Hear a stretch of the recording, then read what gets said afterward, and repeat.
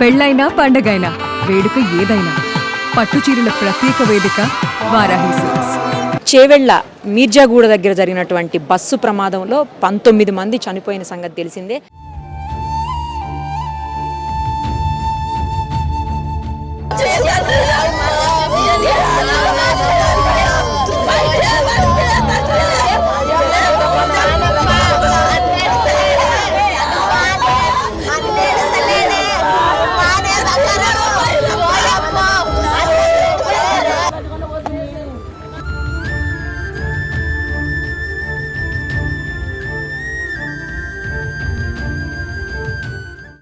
ఒకసారి లోపలికి వెళ్దాం.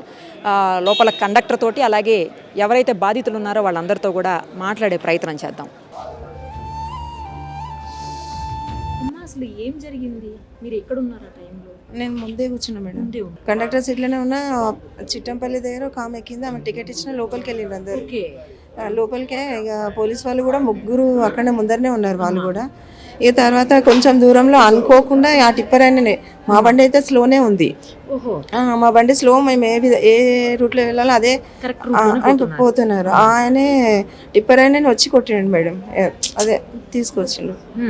మరి ఆయన ఎట్లున్నాడు ఏందో నాకు తెలియదు కానీ మొత్తానికి అయితే బండి ఆయనదే రాంగు.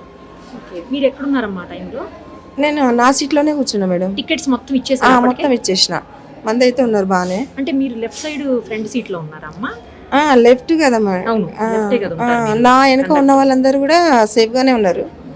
డ్రైవర్ సీట్ వెనకాలనే కొంత ఎక్కువ డ్యామేజ్. మీ మీద కూడా పడినాయి అమ్మ రాళ్ళు? రాళ్ళు ఏం పడలేదు కానీ ఆ రాడ్ తాకింది మేడం. రాడ్ తాగి 15 కుట్లు పడ్డాయి.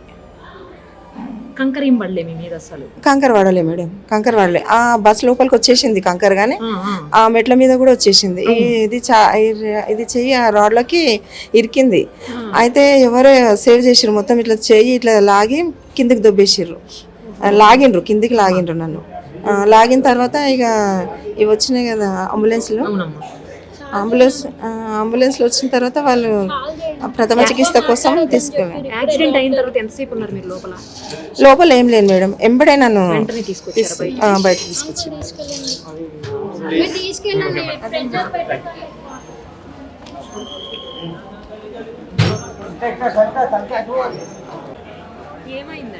నాకంత క్లారిటీగా ఏం లేదండి. నేను చెవెల దగ్గర వస్తుంది అన్నట్టు మనగూడ దగ్గర దాటిన తర్వాత లేచి నిలబడ్డాను.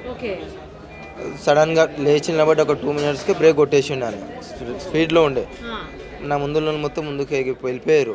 నేను బయట ఫోన్ ఇట్లా పట్టుకున్న పైన, దాన్ని పట్టుకోవడం వల్ల ముందుకంత పోలే. దాని తర్వాత అది లారీ గుద్దేసరికి గ్లాసులు పగిలి నాకు పైకి వచ్చినాయి. ఇటు తిరిగిన, ఇటు వదిలేసారు. పోల్ వదిలేసేసరికి ముందల పోల్కి గుద్దుకొని ఇటు సైడ్ పడ్డా. లెఫ్ట్ సైడ్లో ఇలా రైట్ సైడ్లో పడింటే అయిపోతుండే. ఇటు లెఫ్ట్ సైడ్లో పడ్డా. నేను లేచేలోపే కంకర్ పైనకి వచ్చేసింది. మొత్తం మూసుకుపోయినాయి. ఎంత ప్యాక్ అయిపోయినా అంతే. మొత్తం ప్యాక్ అయిపోయినా. నా చేతులు గిట్ట కిందికి వెళ్ళిపోయినాయి. ఇంతవరకు ప్యాక్ అయిపోయినా.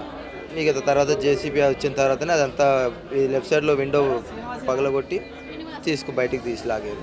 రియాక్ట్ అయ్యే టైం గిట్ట ఇవ్వాలి 2 మినిట్స్లో మొత్తం అంతా. ఆ యాక్సిడెంట్ అయిన దానికన్నా కంకర్ పడడం వల్ల ఎఫెక్ట్ ఎక్కువ జరిగింది. ఊపిరాడకుండా చనిపోయింది. మొత్తం ప్యాక్ అయిపోయారు ఆల్మోస్ట్ అందరూ.